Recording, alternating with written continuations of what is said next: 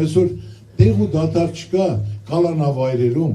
ով խոսած, ով մի բան ասեց, հակառակ խոսած, ձերբակալել, պահել կամ տնային կալան։ Ժողովուրդ ջան, ժամանակն է այդ մարդկանց, եւ կան քաղաքական գործիչներ, եւ կան մեկ գործած, որ մարդկանց շանս պետք է տաս այդ կյանքում։ Մի անգամ ծնվել են,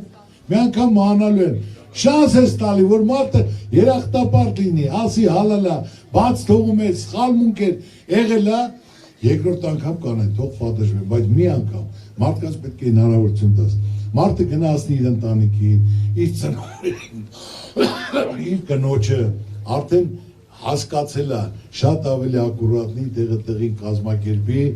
զարգացնի, կծաղկացնի եւ շնորհակալ։ Այնպես որ մեր ծրագրում կա, որ այդ նույն առաջինը մինչև 10 տարին համաներում շնորհվի, որ մարդկանց շանս տան մարդիկ գնան հասնեն իրենց ընտանիքներին։ Նույնպես եմ ասում, երկրորդ անգամ կլինի, մեղքի իրավիճակը, թող գնան նստեն։